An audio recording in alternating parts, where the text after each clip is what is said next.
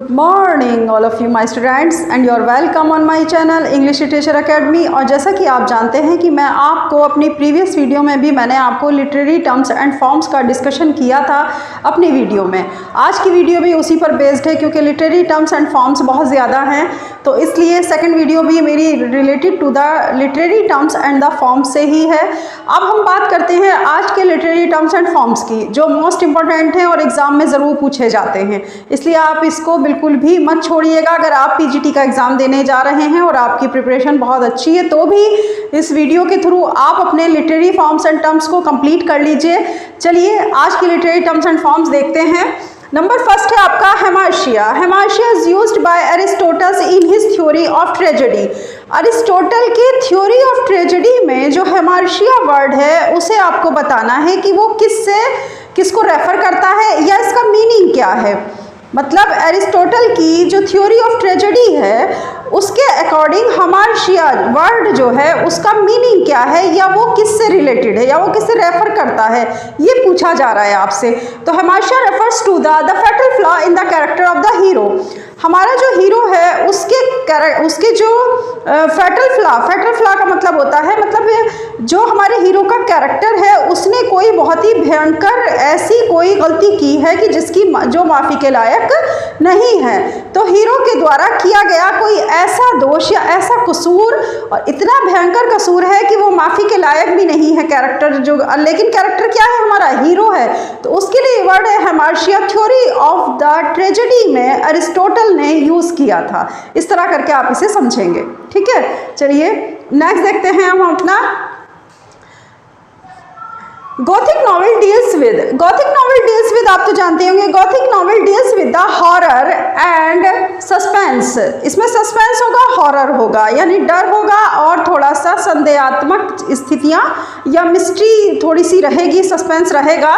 तो ऐसे नॉवेल अगर हम बात करें गॉथिक नॉवेल की, तो Gothic novel deals with the horror and suspense. Okay, चलिए नेक्स्ट देखते हैं।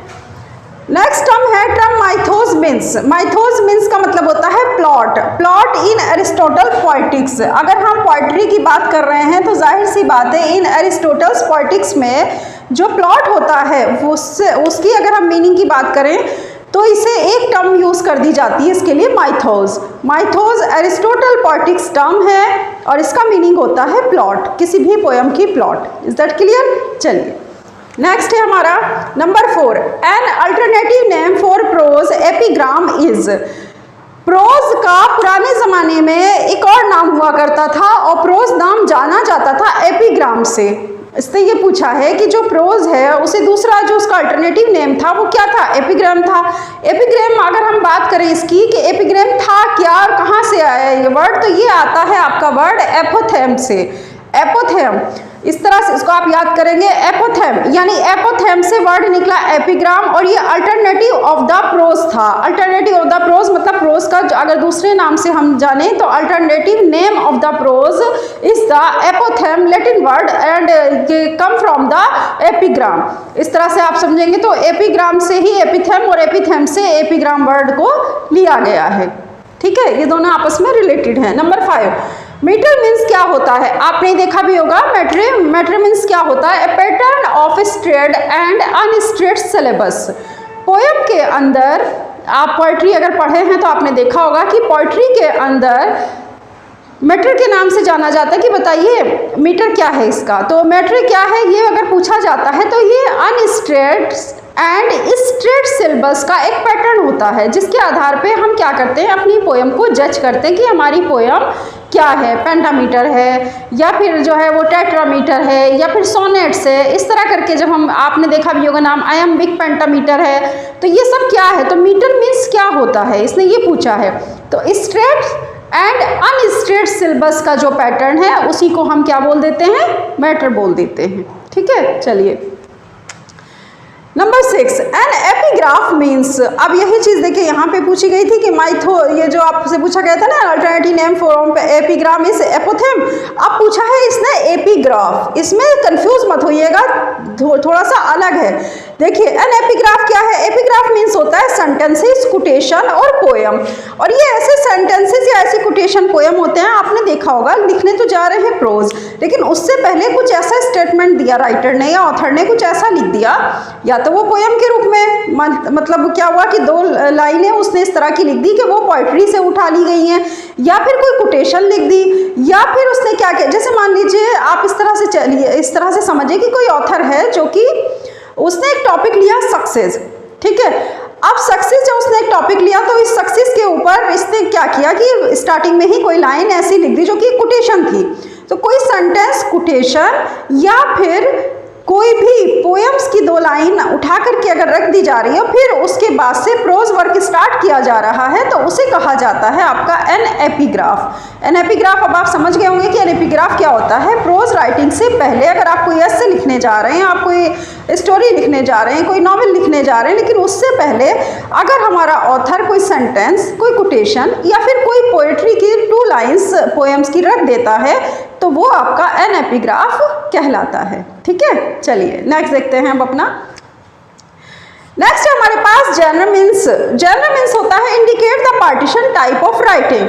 देखिए हालांकि आपको लग रहा होगा अरे ये तो बड़े इजी हैं, लेकिन इजी नहीं होते। जब 4 ऑप्शंस आते हैं, मैं बार बार इस बात को कहती हूँ कि देखने में बड़ा इजी लगता है, अरे ये तो हम कर ही लेंगे, लेकिन जब 4 ऑप्शन एक दूसरे से मिलते जुलते आते हैं ना, तब लगता है क्या, बल्कि हम गलत ही लगा के आ जाते हैं निशान, और फिर इस तरह से हमारे मार्क्स कट जाते हैं। तो इसलिए एक पर्टिकुलर टर्म्स को याद रखिए, उससे रिलेटेड वो दूसरी टर्म्स जो आ रही है उसका जो एक्सप्लेनेशन है उसे ध्यान से पढ़िए और उसको आप याद रखिए। जब तक आप ये नहीं करेंगे तब तक आप कंफ्यूज होते रहेंगे।